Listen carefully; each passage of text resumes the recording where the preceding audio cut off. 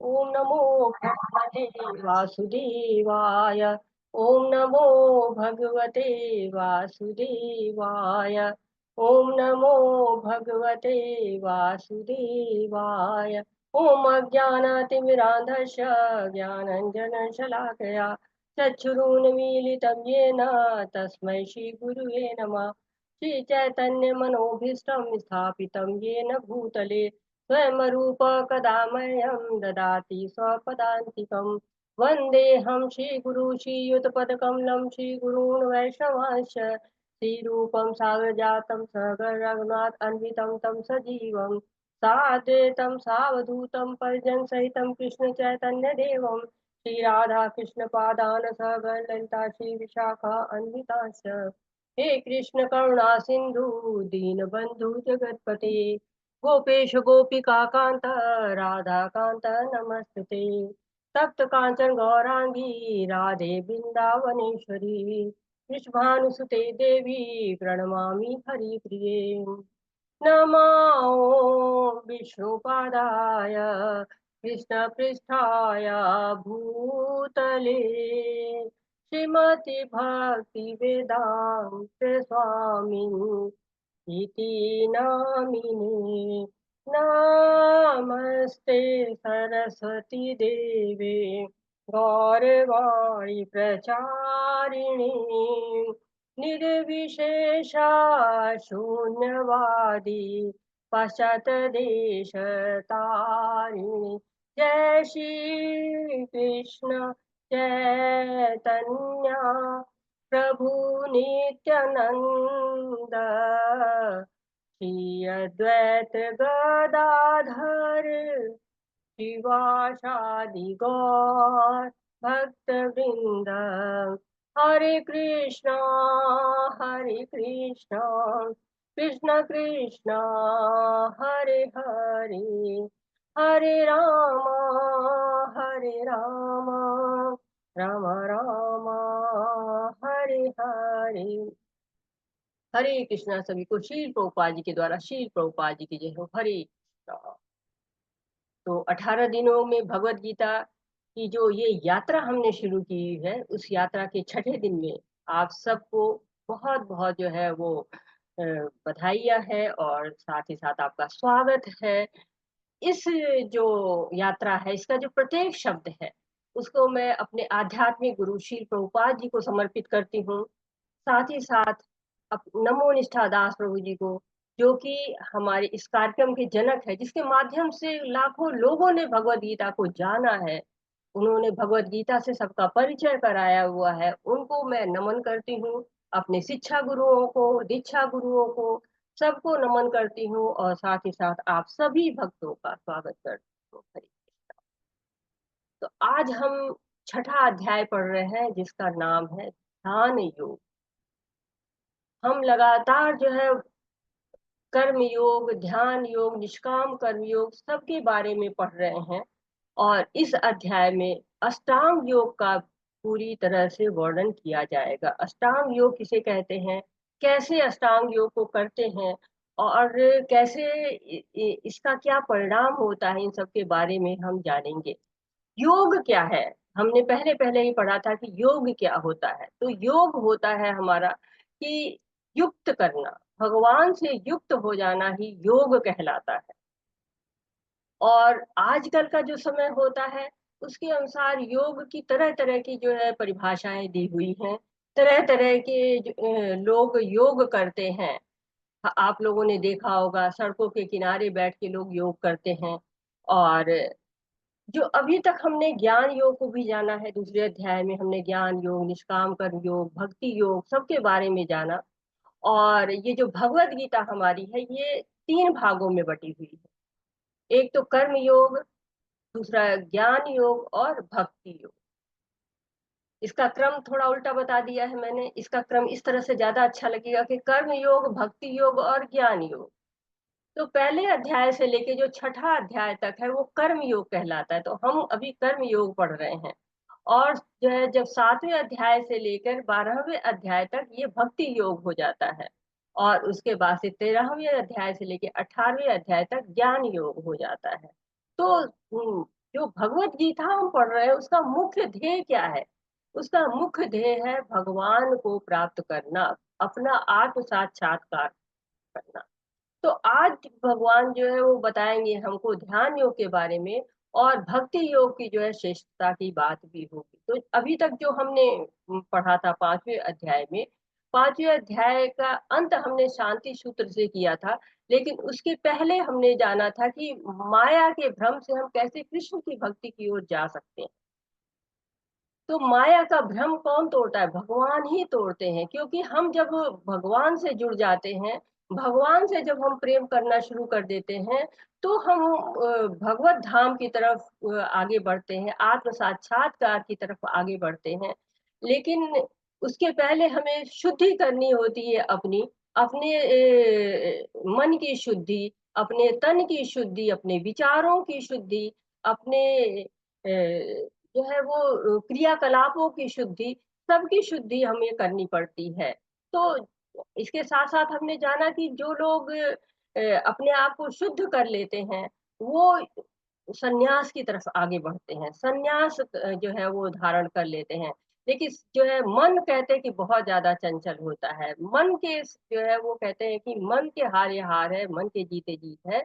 मानसिक नियंत्रण की आवश्यकता बहुत हो जाती है योगी को।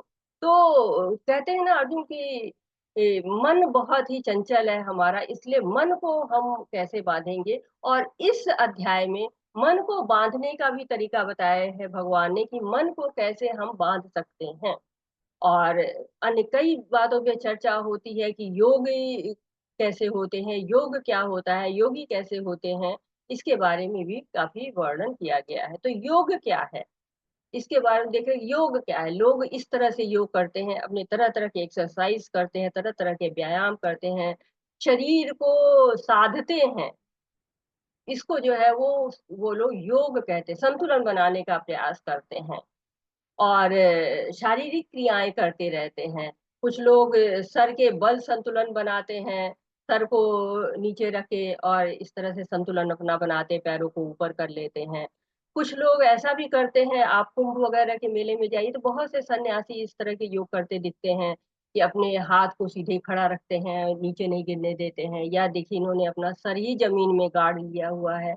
इस तरह भी योग लोग करते हैं। तो क्या ये योग है? भगवान क्या इसी योग को हमें बताते हैं करने के लिए? देखते हैं भगवान क्या कहेंगे। तो क्या ये भी एक तरीका है कि शरीर को तरह-तरह की एक्सरसाइज करना, तरह-तरह के व्यायाम करना। और लेकिन कहते हैं कि ये जो शरीर हमारा है, ये भगवान का है और गुरु का ये शरीर है। इस शरीर पे जो है ये बियर योगा ये लोग कर रहे हैं। बियर योगा इसको कहा जाता है, बड़ा प्रचलित रहता है विदेशों में इस तरह का योगा। ये संतुलन का प्रयास हो रहा है, ये भी एक योग है, जो है का तरीका है आजकल आधुनिक युग में।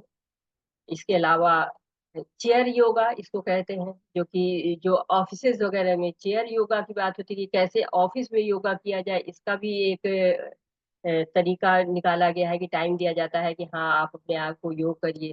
साथ ही साथ बहुत सारी पत्र-पत्रिकाएँ निकलती हैं, जो योग के ऊपर मतलब काफ़ी इसका कहते हैं एक आप तरह के कुछ लोग मार्केट भी कह सकते हैं, सभी लोग मार्केटिंग नहीं करते लेकिन हाँ, मार्केटिंग भी इसकी हो रही है, प्रेगनेंसी के लिए योगा, बिल्लियों के लिए योगा, चेयर की योगा, और तरह-तरह के योग जो है फिजिकल और मेंटल हेल्थ हेल्थ मतलब कहते हैं ना कि इससे शारीरिक और मानसिक विकास होता है, स्वस्थ बनते हैं। ये भी एक योग लोग कर रहे हैं। इन किताबों के आधारित करके जो स्पोर्ट्समैन हैं, जो खिलाड़ी हैं, वो भी योग करते हैं। जो लोग जो है पीठ के दर्द से परेशान हैं, वो योगा करते हैं, ऑफ़िस में योगा करते हैं। वज़न कम करने के लिए भी योगा किया जाता है, तो ये तरह-तरह के योग होते हैं। लेकिन जब भी कोई बात होती है कि हाँ, ये चीज़ को हमें जानना है, किसी को अच्छे तरीके से जानना चाहते हैं कि हमको मतलब सही तरीका पता हो, तो क्या करते हैं हम? एक्सपर्ट के पास जाते हैं। एक्सपर्ट हमें बता सकता है कि एक्चुअली में सही क्या है। तो योग क्या है, कौन बताएगा? साक्षात योगेश्वर ही बता सकते हैं। क्योंकि भगवत गीता में भगवान को कई जगह पे योगेश्वर कहा गया है, कई बार महायोगेश्वर भी कहा गया है। तो जो योगेश्वर है, योगों का भी ईश्वर है, वो बता सकता है कि योग क्या है। तो कहते हैं यत्र योगेश्वरः कृष्णो यत्र पार्थो धनुर्धरः ततः श्री विजयो भूति ध्रुवा नीति मर्तिमम्। तो योगेश्वर ही बताएंगे कि हाँ क्या है असली योग क्या है। तो इस अध्याय में भगवान क्या कह रहे हैं योग के बारे में। अनाशिता भक्श्री भगवान उवाच अनाशिता कर्म फलम कार्यम कर्म करोति यः स सन्यासी च योगी च न निरग्नि न चाक्रियः।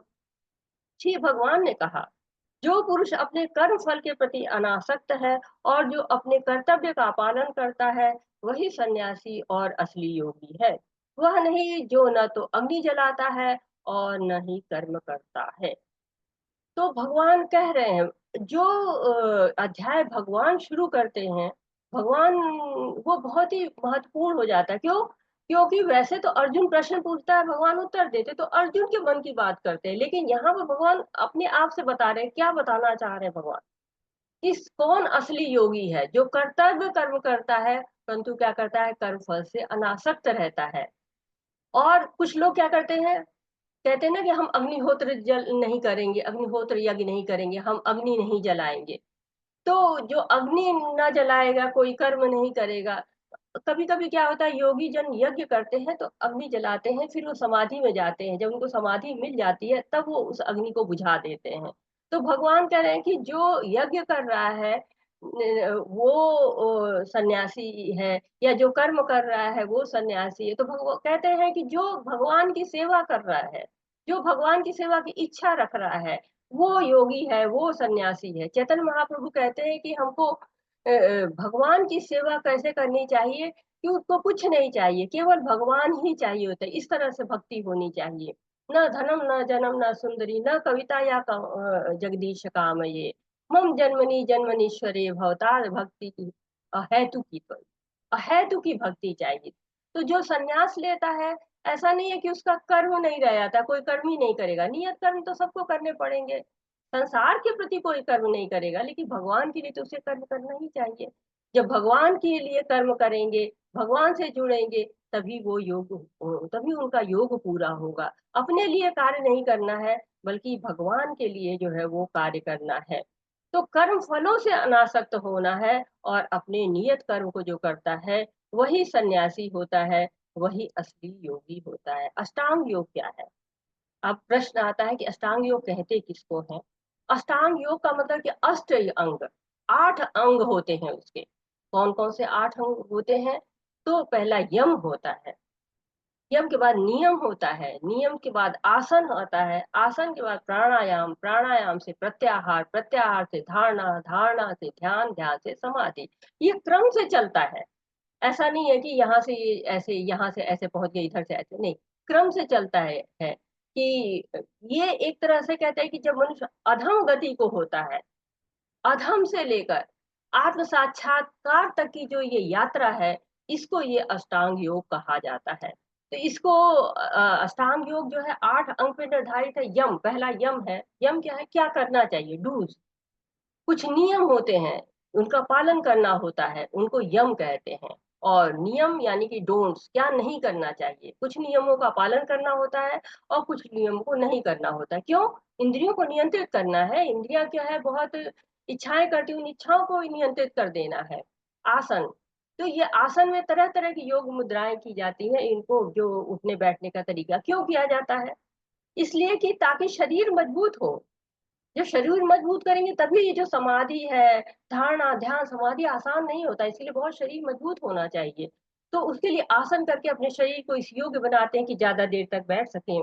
रीढ़ की हड्डी को मजबूत करते हैं। प्राणायाम, ये आजकल आप जानते हैं सांसों पर नियंत्रण करना होता है, बहुत प्रचलन में है, लोग प्राणायाम की बात बहुत करते हैं। और ये प्राणायाम भी क्या करता है, हमारे शरीर को अंदरूनी शक्ति देता है। प्रत्याहार, प्रत्याहार मतलब कि इंद्रियों के त्याग करना एक तरह से। इंद्रियों के जो इंद्रिय विषय हैं उन पर नियंत्रण करना, जो है इंद्रिय विषयों के ऊपर जो है ध्यान को हटा देना, अपने उन कार्यों को हटा देना। धारणा, धारणा होता है कि ध्यान लगाना, एक तरह से स्थिर होके जो हम ध्यान लगाते हैं उसको धारणा कहते हैं। धारणा स्टार्टिंग होता है ध्यान का। और जब ध्यान होता है तो मन को भगवान के एकदम स्वरूप पर केंद्रित किया जाता है। धारणा में एक तरह से तैयारी होती है, स्थिर होते हैं सब, धीरे धीरे ध्यान लगाने की कोशिश। और ध्यान का मतलब कि मन को एकदम केंद्रित कर दिया भगवान के स्वरूप पे। और समाधि का मतलब पूर्ण अवस्था आ जाती है, मन बिल्कुल भगवान पे केंद्रित हो जाता है। और ये अवस्था ऐसी आ जाती है कि शरीर से मतलब ही नहीं रहता है, शरीर को बिल्कुल भूल जाते हैं, शरीर क्या है इसको समझ ही नहीं पाते हैं। हिरण्यकश्यप था, उसको चींटियों ने ही काट डाला। वाल्मीकि को आपने पढ़ा है, दीमक ने ढक लिया। तो कई लोग अष्टांग योग को केवल आसन समझते हैं, लेकिन आसन उसका एक पार्ट है, छोटा सा भाग है। अष्टांग योग में बहुत से कार्यों का निषेध होता है, क्या खाना है क्या नहीं खाना है, कितना सोना है, कैसी मुद्राएं रखने हैं, कैसे मन को स्वस्थ रखना है। तो इसमें जो है शरीर और मन दोनों का स्वस्थ होना बहुत जरूरी होता है। तो उसमें ये आसन जो होते हैं बहुत लाभ पहुंचाते हैं। तो कहते हैं कि शरीर क्या है, शरीर को हम क्यों ध्यान में रखते हैं, क्योंकि शरीर भी बहुत आवश्यक, इसमें आत्मा जो है बहुत सुरक्षित रहती है। जैसे हम मिठाई खाना चाहते हैं तो मिठाई के डिब्बे में चाहिए ना, डिब्बे में ही मिठाई सुरक्षित रहेगी। उसी तरह शरीर भी बहुत जरूरी है, शरीर आत्म साक्षात्कार के लिए। और जब हम मिठाई खा लेते हैं तो डिब्बा हटा देते हैं। उसी तरह से जब तक आत्म साक्षात्कार नहीं होता तब तक इस शरीर की आवश्यकता है। जब अब आत्म साक्षात्कार हो गया फिर उस शरीर की आवश्यकता नहीं होती, क्योंकि हमारे जीवन का यही लक्ष्य ही होना चाहिए कि भगवान की प्राप्ति करना। तो आजकल अष्टांग योग जो है वो केवल आसन और प्राणायाम तक लोग सोचते हैं कि बस इतना ही हो गया तो इतना काफी है। प्राणायाम में कहते हैं कि आयु बढ़ाने के लिए बहुत अच्छा होता है, क्योंकि हमारी कई लोग की ये अवधारणा होती है कि जितनी सांस है उतनी खत्म हो गई तो आयु खत्म हो गई। इसलिए लोग सांस को रोकते हैं कि हाँ, सांस को रोक रोक के चलते हैं कि जिससे कि हमारी सांसें ज्यादा हो तो हमारी आयु ज्यादा हो जाएगी, आयु ज्यादा हो जाएगी तो हम भगवान की भक्ति ज्यादा कर पाएंगे। और प्रत्याहार में जो है इंद्रियों को सुख से अलग कर देते हैं, एकांत में चले जाते हैं योगी, कहीं पर्वत पे, कहीं नदी के किनारे, कहीं जंगल में, कहीं एकांत में। और फिर धारणा की अवस्था आ जाती है और धारणा की अवस्था में ध्यान लगाते हैं और फिर स्थिरता आ जाती है। जो विचलन की अवस्था होती है, एक अवस्था होती है ना कि इधर जाए कि उधर जाए, ये जो विचलन होता है, द्वंद होता है, ये समाप्त हो जाता है और जो योगी होता है वो ध्यान में चला जाता है। और जब ध्यान भंग ही नहीं होता है तो भगवान का साक्षात्कार की अवस्था आ जाती है। तो ये है अष्टांग योग। इसके लिए भगवत गीता में क्या कहा जा रहा है इसको हम पढ़ लेते हैं। यम, उसे एकांत जगह में अकेले रहना चाहिए और हमेशा अपने मन को नियंत्रित करना चाहिए। नियम, खाने सोने काम करने और मनोरंजन करने की उसकी आदतों में समशीतोष। आसन, जमीन पर कुछा घास बिछाया फिर इसे एक हिरण के खाल से कवर करें। आसन न तो बहुत ऊंचा होना चाहिए और न नीचा होना चाहिए, और पवित्र स्थान पर स्थित होना चाहिए। किसी व्यक्ति के शरीर, गर्दन और सिर को एक सीध में रखना चाहिए और नाक की नोक पर लगातार घूरना चाहिए। इस प्रकार एक अनगढ़ दबे हुए मन से, भय से रहित, पूरी तरह से यौन जीवन से मुक्त किसी को भी मेरा ध्यान करना चाहिए। प्राणायाम, आने और जाने वाली श्वास की गति में रोकने का अभ्यास करें और इस प्रकार अंतिम रूप से ट्रांस में रहें। तो ये बताया गया कि ध्यान के लिए स्वयं को तैयार करना है। एक होता है कि योग बुद्धि से, और दूसरा होता है भोग बुद्धि से। जो संग्रह करते हैं हम कर्मों का, वो योग बुद्धि से भी करते हैं, भोग बुद्धि से भी करते हैं। तो ये भोग बुद्धि जो है उसको हटा देना है। तो ये भौतिक जगत है, इसमें बहुत सारी विविधताएं होती हैं। आपको देखिए कि आप मार्केट में कोई एक चीज ढूंढने चले जाइए, मान लीजिए कि आप एक पेन चाहते हैं लिखने के लिए, तो कितने तरह तरह के आपको रूप रंग के जो है आपको पेन मिलेंगे। और अगर आप कोई जो है ड्राइंग की किताब चाहिए तो कितने सारी ड्राइंग की किताबें कितनी तरह की मिलेंगी। तो इसी तरह से जो आपको जो योगी होते हैं उनको इन चीजों से, इन संग्रहों से दूर होना होता है, भगवान का जप करना होता है, ना अधिक खाना होता है, न अधिक सोना होता है, न कम खाना होता है, न कम सोना होता है, नियमित रहना होता है, अनुशासन लाना होता है। भगवान ने आगे कहा है कि युक्ताहार विहार से, युक्त चेष्ट से, कर्म से, युक्त स्वप्नाय बोध से योगो भवति दुःखः। तो योग वही कर सकते हैं कि जो कि रहते हैं, लिमिट में रहते हैं, ना ज्यादा खाते हैं ना ज्यादा कम खाते हैं, बैलेंस बना के संतुलन से रहते हैं। और आसन जो है वो कहते हैं कि हिरण के खाल का होना चाहिए। इसके लिए हिरण को मारना नहीं है, बल्कि जो स्वयं हिरण मृत्यु को प्राप्त हो जाते हैं उनकी छाल को आसन में बिछाते हैं। आप लोग में से कोई बताएगा कि हिरण की छाल को क्यों बिछाते हैं? आप लोगों को कोई आइडिया है क्यों बिछाते हैं हिरण की खाल? हरे कृष्णा। आप अनम्यूट हो सकते हैं।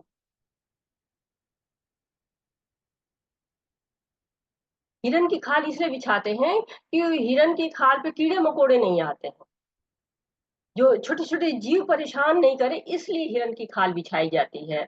और कहते हैं आसन न बहुत ऊंचा होना चाहिए न नीचा होना चाहिए। नीचा रहेगा तो छोटे छोटे जीव परेशान करेंगे, गिर ऊंचा हो जाएगा तो गिरने का डर रहेगा, क्योंकि समाधि में आ जाते हैं तो उनको देह का भान ही नहीं रहता है। और भगवान कह रहे मुझ पर ध्यान लगाओ, जो है किसी ज्योति पर, निराकार पर नहीं, भगवान के रूप पे, भगवान के नाम गुण लीला पे ध्यान लगाइए, रूप पे, अर्च विग्रह उनके कितने सुंदर, उस पे ध्यान लगाइए। और भगवत गीता हमको यही बताती है। तो हमको बता रहे हैं भगवान की बिल्कुल नरम और मुलायम, जो है एक तरह से जो सुविधाजनक हो वैसा आसन बना लेना चाहिए।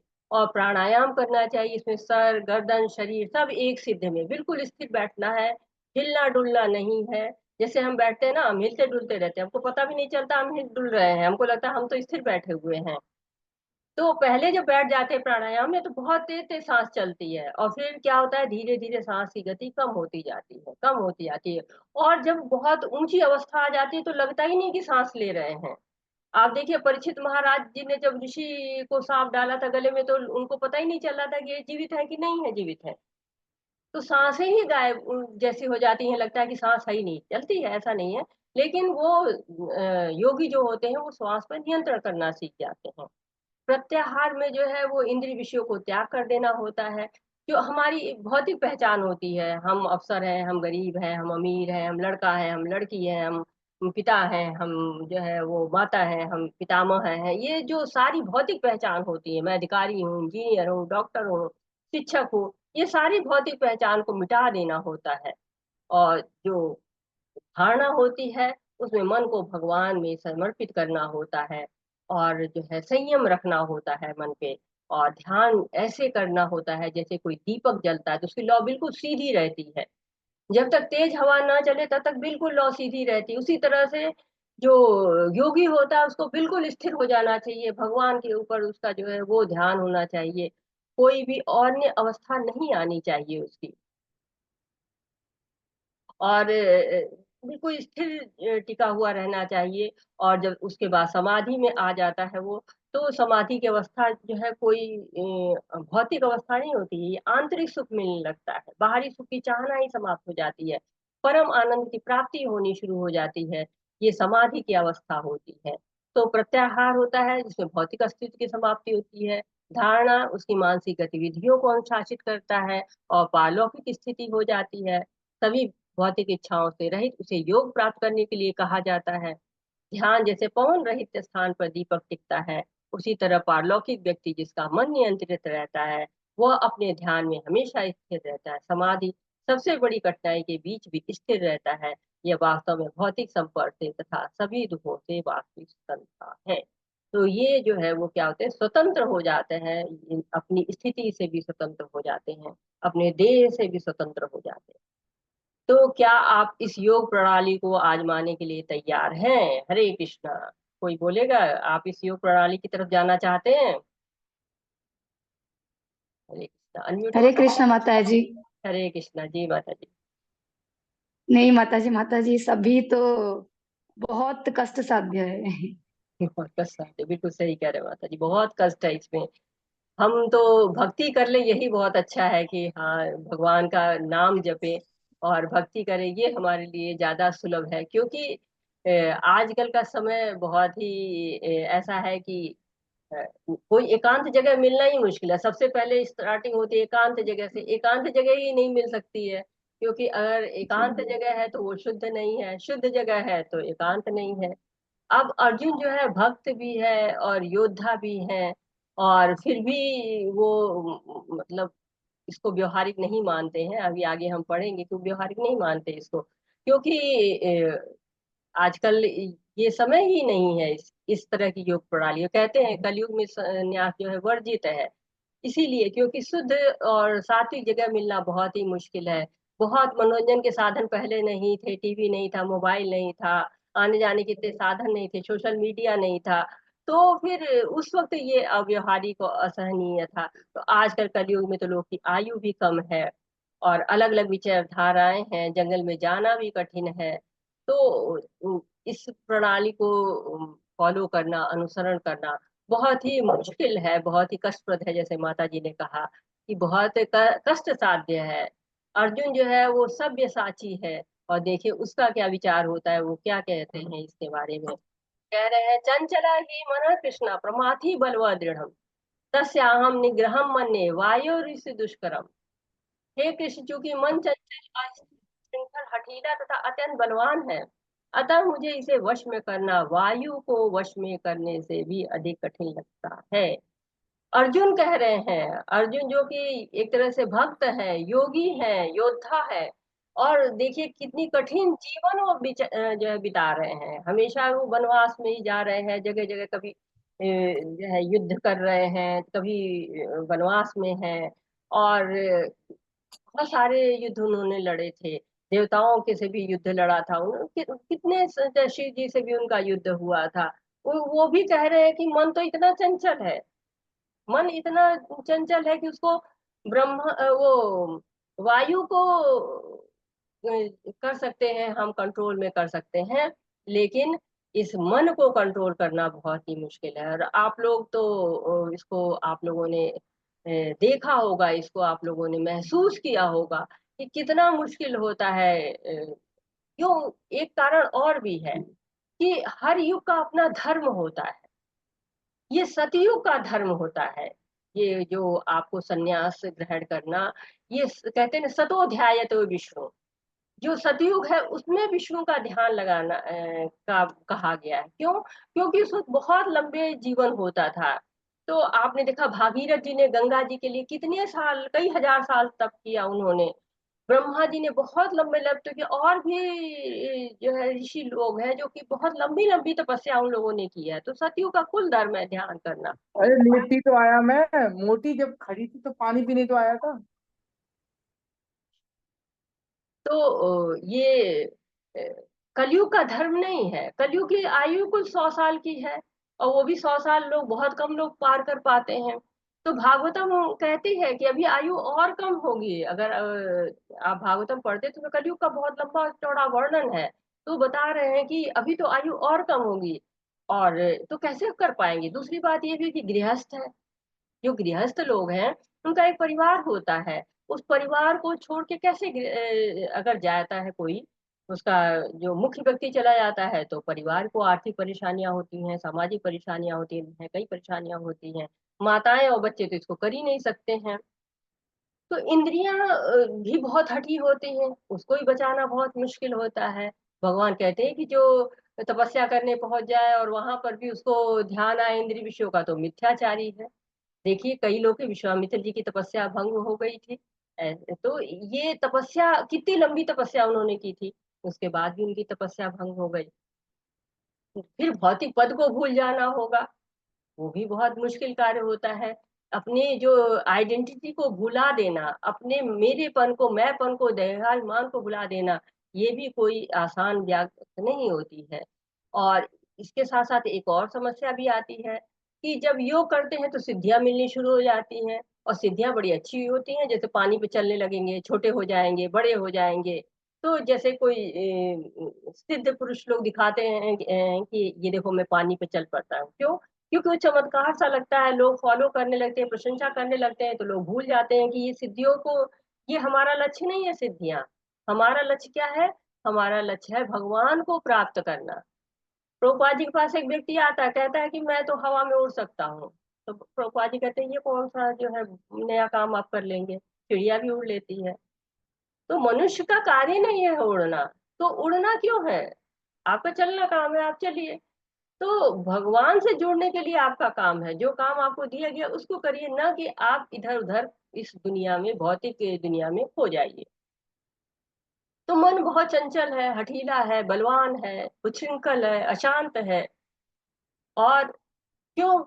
मन से देखिए, आप शरीर से जाना चाहें अमेरिका, बहुत टाइम लगेगा। मन क्या है, सेकंडों में पहुंच जाता है। मन से कहिए कि आप आध्यात्मिक धाम में पहुंच जाइए, गोलोक पहुंच जाइए, मन तो आराम से गोलोक भी पहुंच जाएगा। जबकि इधर कितना परेशानी जो है करनी पड़ेगी, कितना जो है वो जतन करके जाना पड़ेगा भगवान के पास गोलोक धाम।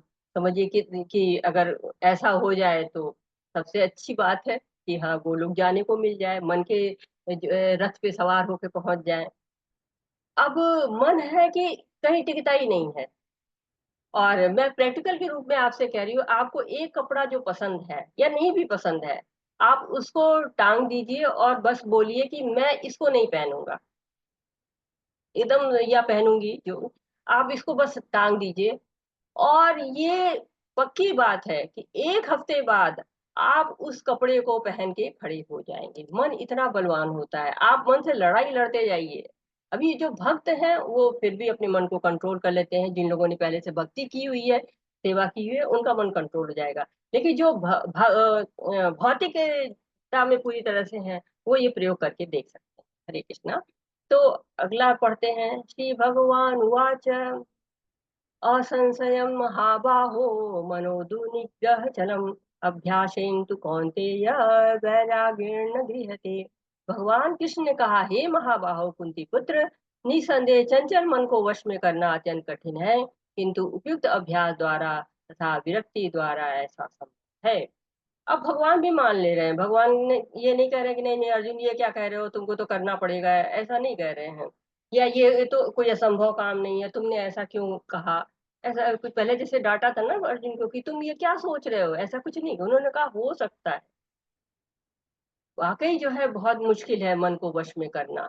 तो मान ले रहे हैं, भगवान भी मान ले रहे हैं, कहते हैं कि ठीक है, तुम करके देखो, हो सकता है जो है तुम्हारी बात सही है, लेकिन ठीक है रास्ता भी है, ऐसा नहीं है कि नहीं ही हो सकता है। भगवत गीता जब भी आप पढ़िए, अभी आप लोग नए नए पढ़ रहे हैं या जो लोग पढ़ चुके भी हैं, जब भी आप पढ़ेंगे तो भगवान पहली लाइन में समस्या का वर्णन करते हैं और जो दूसरी लाइन होती है उसमें समस्या का समाधान दिखाते हैं। तो जो है भगवान ने तुरंत पहली लाइन में कहा हाँ हाँ मुश्किल तो है, कठिन तो है, लेकिन अभ्यास और विरक्ति के द्वारा ऐसा संभव है। अगर आप अभ्यास करते हैं, कैसे करें, अभ्यास कैसे होगा ये भी कहेंगे लोग, अभ्यास कैसे करें। तो जैसे सर्कस वाले होते हैं, क्या करते हैं कि जानवर को करतब दिखाते हैं, उनके जानवर कभी हाथी कभी तोता वगैरह कभी टाइगर, तो उसको क्या करते हैं पहले भूखा रखते हैं। भूखा रखते हैं तो जैसे टाइगर है तो बहुत शोर मचाएगा, फिर धीरे धीरे भूख लगती है, शक्तिहीन होता जाता है तो थोड़ा थोड़ा भोजन करते सिखाते हैं, ट्रेंड करते हैं। वैसे ही मन को क्या करना है, भगवान में लगाना है। शुरू में जब करिए मन भागता है, फिर खींच के लाइए मन को। हाँ स्थिर रहो जब करना है, और फिर जो है मन भागेगा, फिर खींच के लाइए, तो धीरे धीरे क्या होगा कि अभ्यास होता जाएगा। तो इसी अभ्यास से कहते हैं अभ्यासेन तु कौन्तेय, अभ्यास से क्या होगा कि मन जो है स्थिर होना शुरू हो जाएगा। और वैराग्य, वैराग्य का मतलब ये नहीं कि सब चीजें छोड़ के बैठ गए कमरे में, नहीं नहीं हमें ये नहीं चाहिए, नहीं वैराग्य हो गया हमारा, नहीं ऐसे नहीं। जो हमारी आसक्ति है उसको त्याग देना है, ऐसा नहीं कि हम चीजों को छुएंगे नहीं, नहीं छुएंगे, उसको भगवान की सेवा में लगा देंगे। जो हमें बहुत अच्छा लगता है, रसगुल्ला हमें बहुत अच्छा लगता है, भगवान को रसगुल्ला चढ़ा देंगे, प्रसाद हम खा लेंगे, तो क्या होगा, ये वैराग्य होता जाएगा। क्योंकि वो रसगुल्ला रखा है, आप खाएंगे नहीं, जब तक भगवान को भोग नहीं लग जाएगा तब तक आप उसको छू नहीं सकते हैं। वैराग्य आना शुरू हुआ, इंद्रिया खुद ब खुद अपने वश में आना शुरू हो जाती है। कहते हैं ऋषिकेन ऋषिकेश सेवनम, ऋषिकेन जो इंद्रियों का स्वामी है उसकी जो है सेवा में अपनी सारी इंद्रियों को लगा दीजिए, तो आपकी इंद्रियां अपने आप वश में हो जाएंगी। तो मन चंचल है, उसको क्या करिए, कहीं ना कहीं लगा दीजिए। जैसे होता है ना कि घर में कोई छोटा बच्चा आ जाता है, अब वो इधर उधर दौड़ता है पूरे घर में, अब उसको लोग खिलौना दे देते हैं, जैसे खिलौना दे देते हैं वो स्थिर बैठ जाता है, वो खिलौने में जुट जाता है, थोड़ी देर खेलेगा फिर उसको दूसरा खिलौना चाहिए। मतलब वो तब तक ही स्थिर बैठेगा जब तक उसका कोई खिलौना मन पसंद रहेगा। तो वैसे ही अपने मन को भगवान की सेवा में लगाइए, इधर उधर गलत जगह नहीं जाएगा, जो है वो सही जगह पे लगा रहेगा।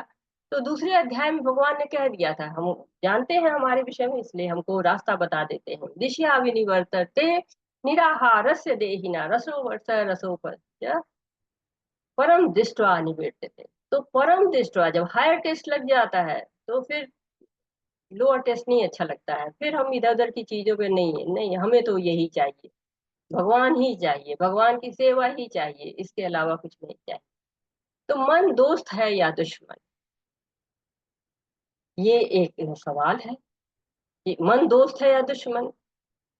क्या कहते हैं, आपका मन क्या करता है, दोस्त है कि दुश्मन है आपका मन? आप अपने मन से पूछ के बताइए, दोस्त है कि दुश्मन।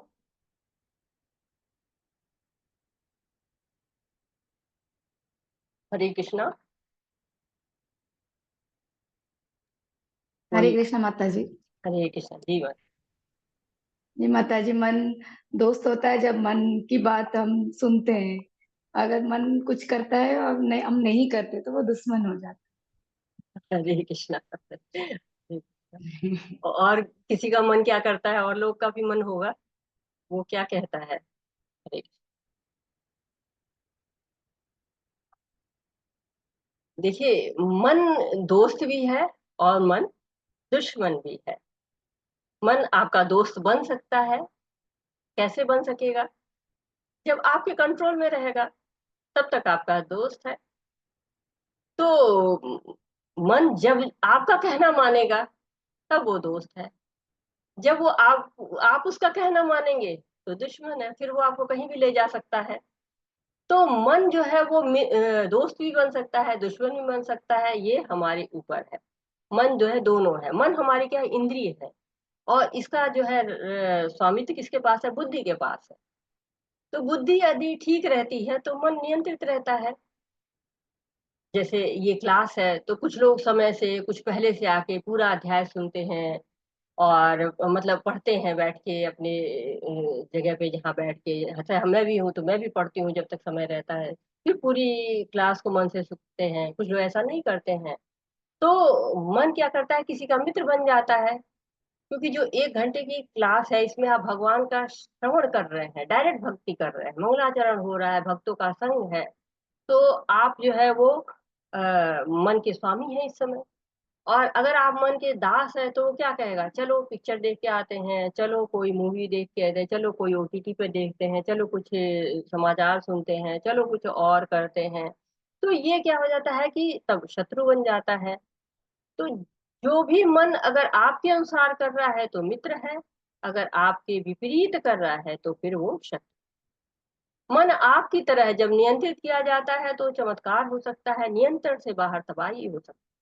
तो मन क्या है, नियंत्रण में है। आग की तरह से, आग क्या है कि जंगल में आग अपने आप ही लग जाती है, बांस रगड़ते हैं और आग लग जाती है। इसी तरह से मन क्या है, अगर ड्राइवर है, आपके शरीर रूपी गाड़ी को चला रहा है सही दिशा निर्देश के अनुसार से, तो फिर क्या होता है कि आपका सही जगह पहुंचते हैं, सही जगह उड़ के जाते हैं, वायुयान सही जगह उड़ के जाता है, सही गंतव्य पहुंचता है।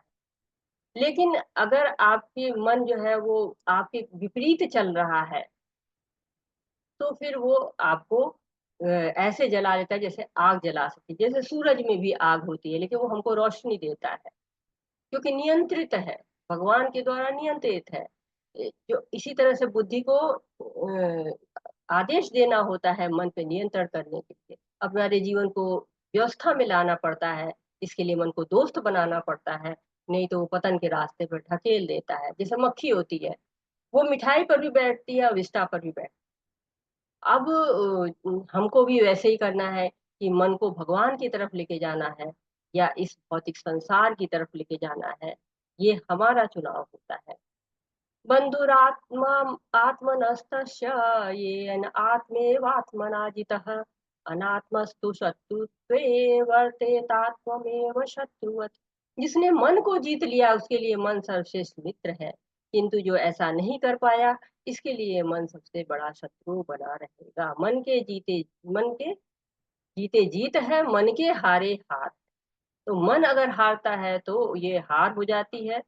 मन के हारे हार का मतलब क्या होता है, वो भौतिकता में चला जाता है और फिर मन कहाँ कहाँ ले जाके घुमाता है। कहाँ कहते हैं ना कि मन जो है वो अगर हमारे मित्र है तो हम भक्तों के पास जाएंगे, मंदिर में जाएंगे, श्रवण करेंगे, कीर्तन करेंगे, और नहीं तो हम कहीं भी जाएंगे जहाँ हो सकता है कि वहां पे हमारा जो है वो लाभ ना हो, हमारी हानि हो, गलत लोगों का साथ हो, हम वहां से गलत कार्य करके आए, तो मन क्या होगा, शत्रु होगा, वो हमें कहीं भी पहुंचा सकता है, बुरी से बुरी परिस्थिति में भी डाल सकता है।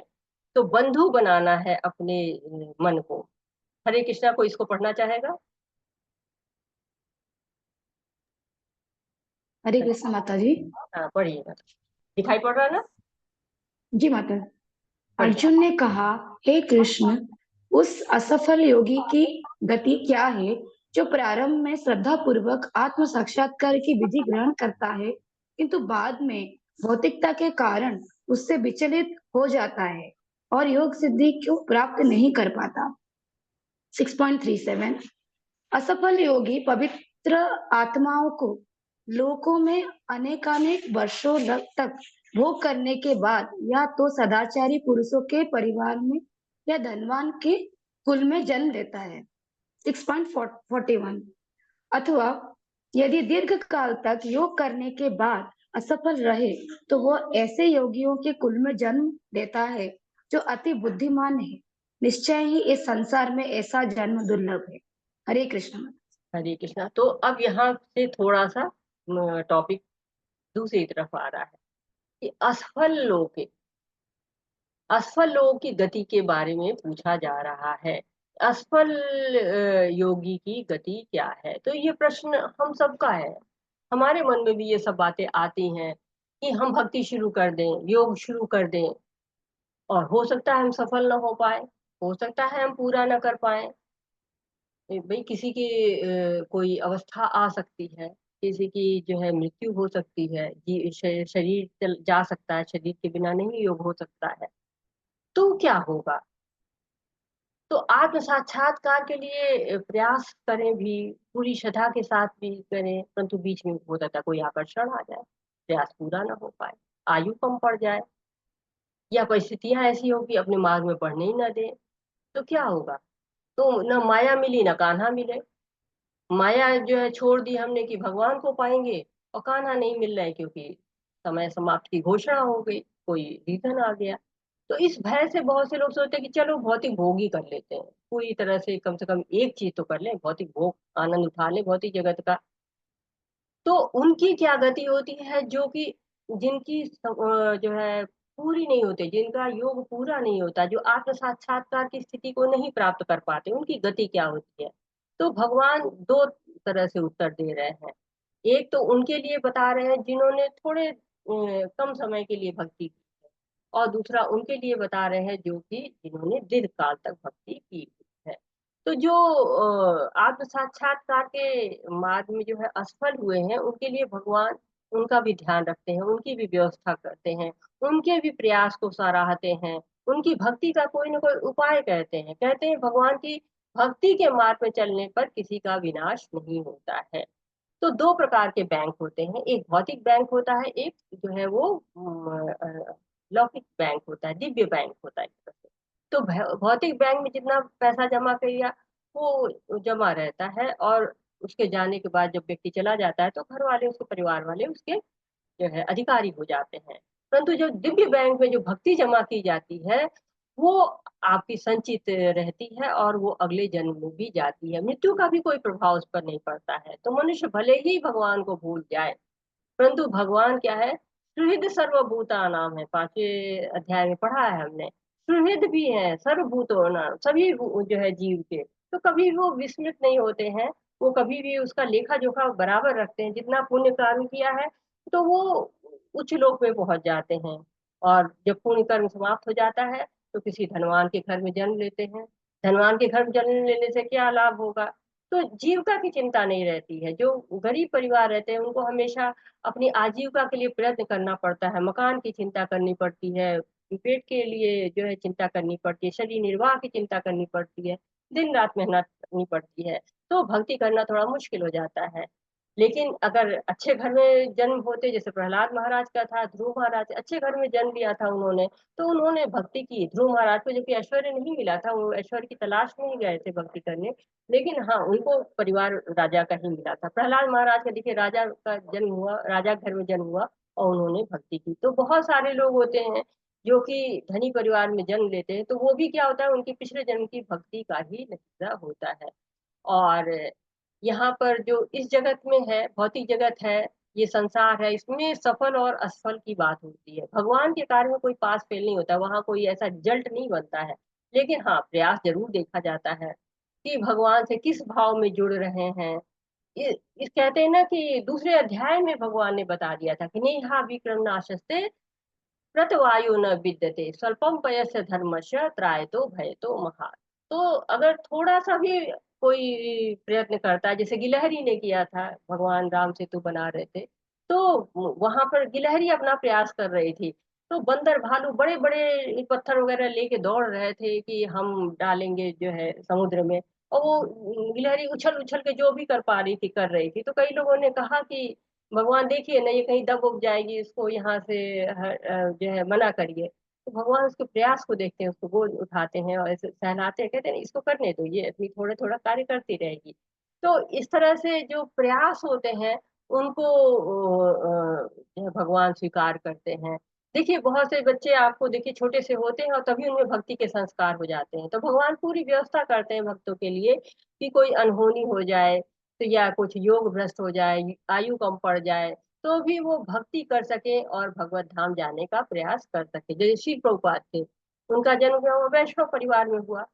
तो जो लोग भक्ति करते हैं उनका वैष्णव परिवार में भी जन्म हो जाता है, और वहां पे वो भक्ति सीखते हैं।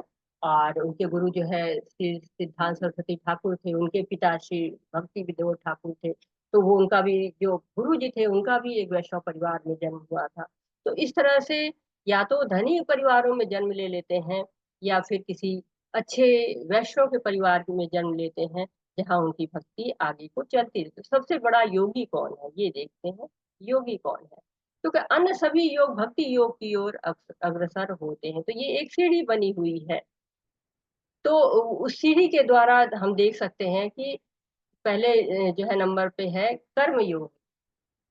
कर्म योगी से स्टार्ट किया हुआ, नीचे से देखिए कर्म योग से स्टार्ट हुआ है, कर्म योग से फिर ज्ञान योग, ज्ञान योग से अष्टांग योग, अष्टांग योग से भक्ति योग। जो सारे पथ हैं, जितने भी पथ बने हुए हैं, ये सारे पथ भक्ति की ओर ले जाते हैं। जो कर्म योगी होते हैं वो इंद्रियों से भगवान की सेवा करते हैं, और जो ज्ञान योगी होते हैं वो बुद्धि से भगवान की सेवा करते हैं।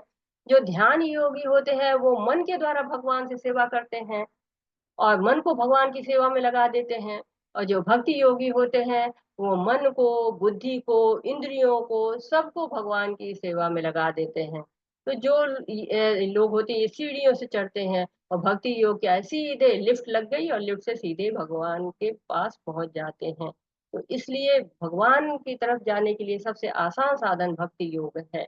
लेकिन सभी साधन हमें भगवान तक तो क्या कहते हैं कि आत्म साक्षात्कार तक तो ले जाते हैं।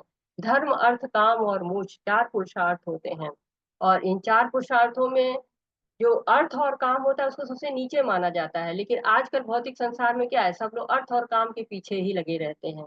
धर्म को उच्च माना जाता है और मोक्ष को सर्वोच्च माना जाता है, सर्वोच्च अवस्था मोक्ष की होती है। लेकिन भक्ति क्या होती है, भक्ति पंचम पुरुषार्थ होती है। चैतन्य महाप्रभु कहते हैं कि पंचम पुरुषार्थ है भक्ति योग। तो भक्ति योग से बहुत आसानी से भगवान की सेवा करते हुए, इंद्रियों के स्वामी की सेवा में लगाते हुए भगवान तक पहुंचने का जो लक्ष्य है वो भक्ति योग के द्वारा मिलता है। एक व्यक्ति जो आध्यात्मिक रूप से जिज्ञासु है वह सबसे बुनियादी प्रकार की सेवा में शुरू होता है। जो कर्म योग है, अपनी क्षमता के अनुसार वह प्रभु के लिए काम करता है, भगवान के लिए फूल चढ़ाना, मंदिर की सफाई करना, मौद्रिक दान आदि करना।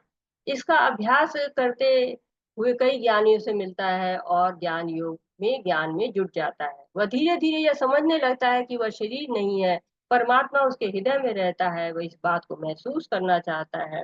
वह कृष्ण के समक्ष समर्पण कर देता है और भक्त बन जाता है, और सबसे उच्च योग साधना में शामिल होता है, वह है भक्ति योग। भक्ति योग को बुद्धि योग भी कहा जाता है, क्योंकि यह सभी योगों में सबसे चतुर है, क्योंकि अन्य योग की सीमाएं हैं, इसकी कोई भी सीमा नहीं है। तो जो भक्त होते हैं भगवान की सेवा करते हैं, भगवान को फूल, सुगंध, जल, भोग सब अर्पित करते हैं, दान देते हैं, तपस्या करते हैं, मन बुद्धि इंद्रिय को भगवान की सेवा में लगाते हैं, वो क्या कहलाते हैं, चतुर कहलाते हैं, बुद्धिमान कहलाते हैं। क्यों? वो हर सीमा से परे हैं, हर बंधन से मुक्त हैं। 10वें अध्याय में भगवान कहते हैं मत चित्ता मदगत प्राणा बोधियंत संगंतव कथा तस्य नित्यम तुष्यंती च रमन्ति च। जो शुद्ध भक्त होता है वो केवल भगवान के बारे में सोचता है, भगवान में ही रमता है, सब कुछ भगवान को ही अर्पित करता है। और कहते हैं भक्ति में ही सभी योगों की परिणति होती है। अब ये बहुत सुंदर श्लोक आ रहा है, ये श्लोक मुझे बहुत अच्छा लगता है। योगी नाम येषां मद्गतेन अंतरात्मना सदावान भजते यो मां स मे युक्तमो मतः। और समस्त योगियों में जो योगी अत्यंत श्रद्धा पूर्वक मेरे परायण है, अपने अंतःकरण से मेरे विषय में सोचता है और मेरी दिव्य प्रेमा भक्ति करता है, वह योग में मुझ में परम अंतरंग रूप से युक्त रहता है और सबों में सर्वोच्च है, यही मेरा मत है। तो भगवान बता रहे हैं कि अर्जुन से कह रहे हैं कि तुम योगी बनो। और कैसे योगी बनो? श्रद्धावान भजते, जो श्रद्धा से मुझे भजता है। भगवान चाहते हैं कि श्रद्धा हो, श्रद्धा के द्वारा भगवान को भाव से पूजा जाए, भाव से भजा जाए। भजने का मतलब होता है कि भजने का मतलब सेवा करना, भगवान की सेवा करने से जो है कहा जाता है मद गति अंतरात्मना, अंतःकरण से, अपने हृदय से भगवान के बारे में सोचे, भगवान की सेवा करे, हमेशा उसको स्मरण रहे। तो भक्ति योग में भगवान बता रहे हैं कि यही सर्वोच्च है। सारे योगों को बताया और कहा कि सबसे उच्च जो है वो भक्ति योग है। ज्ञानी खुद को श्रेष्ठ समझते हैं क्योंकि उनके पास ज्ञान होता है। कर्मी स्वयं को ध्यानी से जो है वो मतलब एक रहता है कि कर्मी से अपने आप को ज्ञानी श्रेष्ठ समझेंगे और ज्ञानी से अपने को ध्यानी ज्यादा श्रेष्ठ समझेंगे। परंतु भगवान कहते हैं कि भक्ति करना सर्वश्रेष्ठ है, सबसे ऊपर जो है वो भक्ति है। और भक्ति के द्वारा ही भगवान जो है वो सबका उद्धार करते हैं, इसलिए भक्ति योग को सर्वश्रेष्ठ माना गया है। प्रभुपाद जी हमसे क्या कहते हैं इस विषय में हम समझते हैं। भक्ति योग समस्त योगों की परिणति है। अन्य योग तो भक्ति योग में भक्ति तक पहुंचने के साधन मात्र हैं।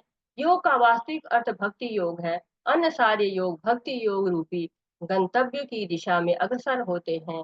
कर्म योग से लेकर भक्ति योग तक का लंबा रास्ता आत्म साक्षात्कार तक जाता है। निष्काम कर्म योग इस रास्ते का आरंभ है।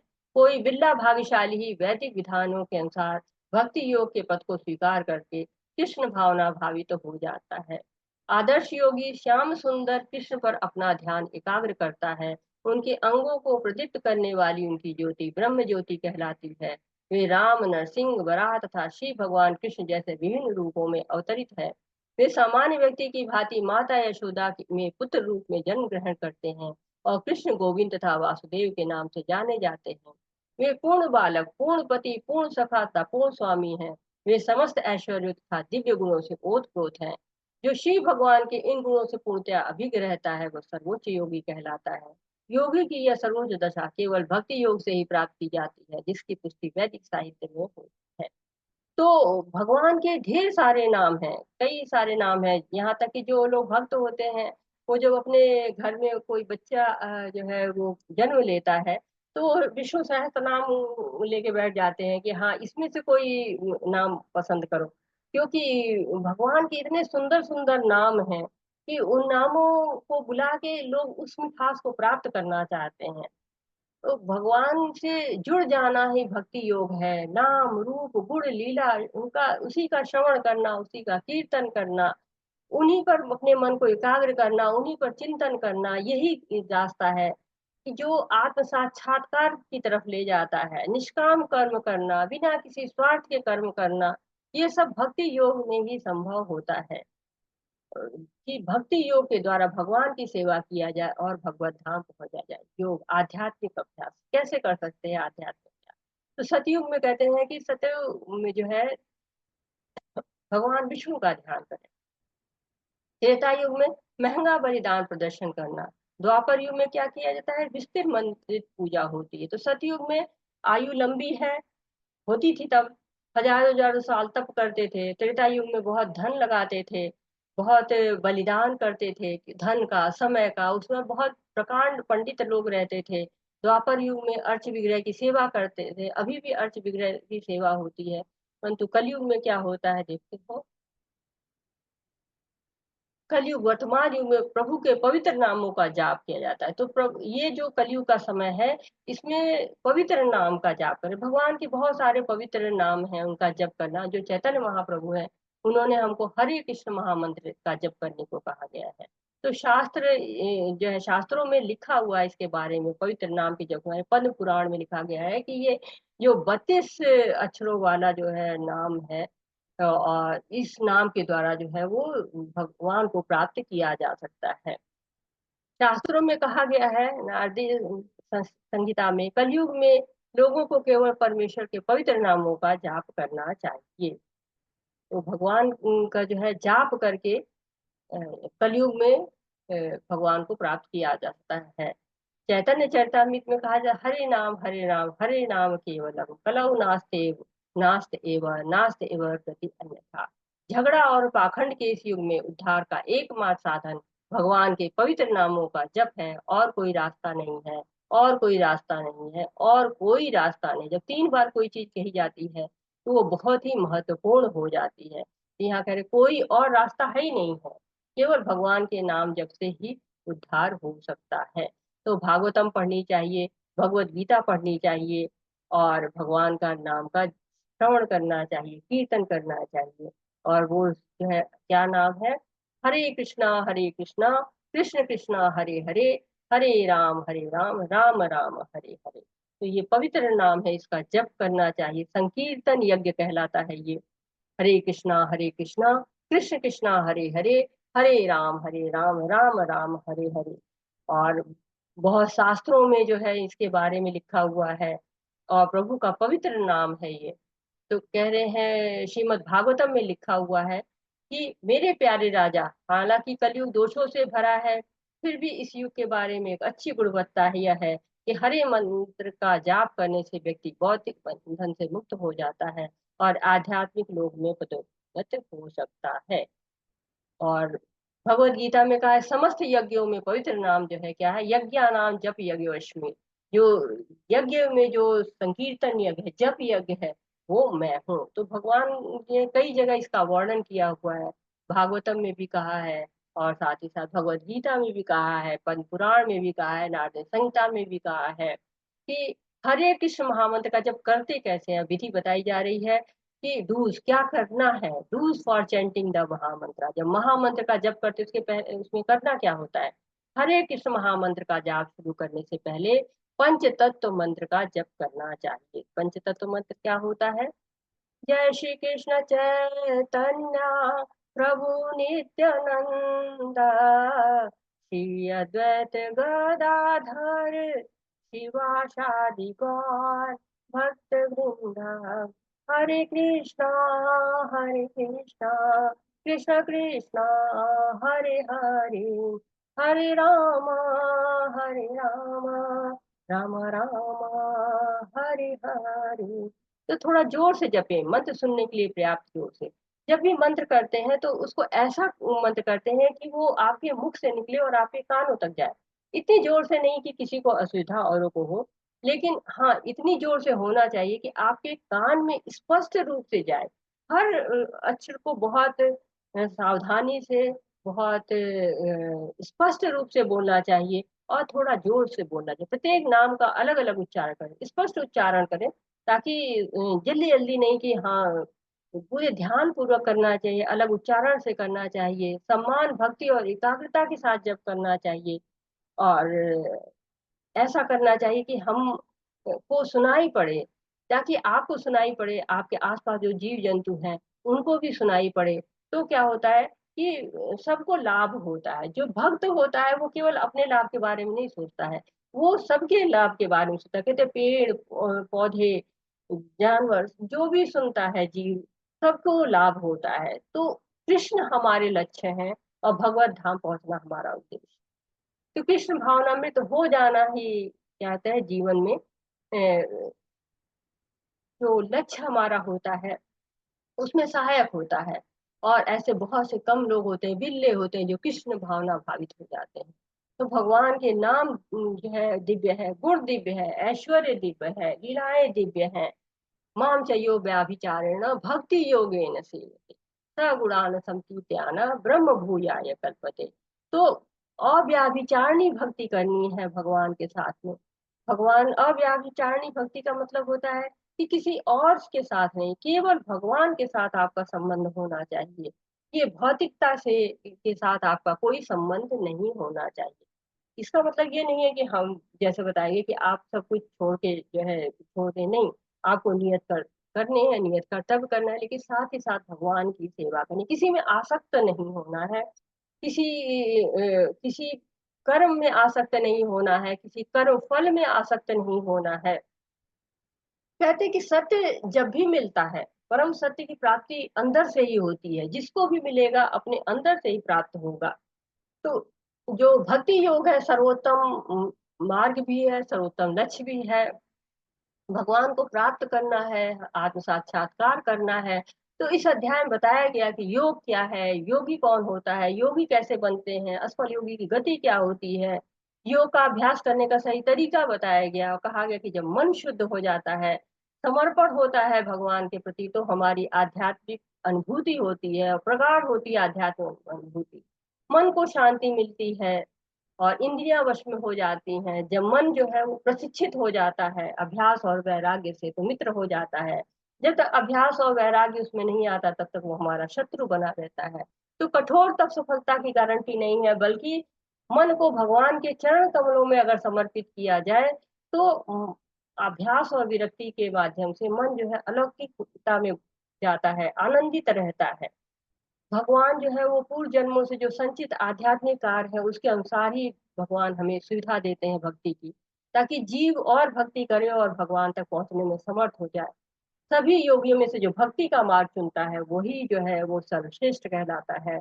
और मनुष्य को चाहिए कि वो स्वयं के द्वारा स्वयं का उद्धार करे, कोई और नहीं आएगा। अपना उद्धार हम स्वयं कर सकते हैं। आप साक्षात्कार के लिए प्रयास करें, निरंतर जो है आत्मा की तरफ बढ़ना, आत्म की तरफ बढ़ना मनुष्य का अधिकार भी है, मनुष्य का कर्तव्य भी है। और अपने जीवन में यदि आप कुछ बड़ा करना चाहते हैं, तो योगी बनिए, क्योंकि योगी अपने लक्ष्य पे अटल रहता है, उसके लिए परिश्रम करता है।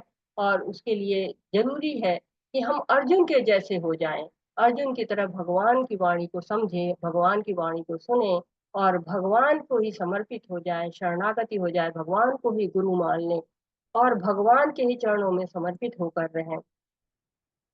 इसी नोट पर जो है वो वाछाकल्पतरुभ्यश्च कृपा सिन्धुभ एव च पतितानां पावनेभ्यो वैष्णवेभ्यो नमो नमः। अनंत कोटि वैष्णव वृंद की जय, शील प्रभुपाद की जय। हरे कृष्णा कृष्ण कृष्ण हरे हरे, हरे राम राम राम हरे हरे। आप भी हाथ उठाइए और बोलिए हरे कृष्णा कृष्ण कृष्ण हरे राम राम राम हरे हरे। हरे राम हरे हरे। सभी का बहुत बहुत धन्यवाद। हरे कृष्णा। अगर हरे आपका कृष्ण। कोई प्रश्न है, आपका कोई सुझाव है, आप कुछ ऐड करना चाहते हैं, तो मोस्ट वेलकम। हरे कृष्णा।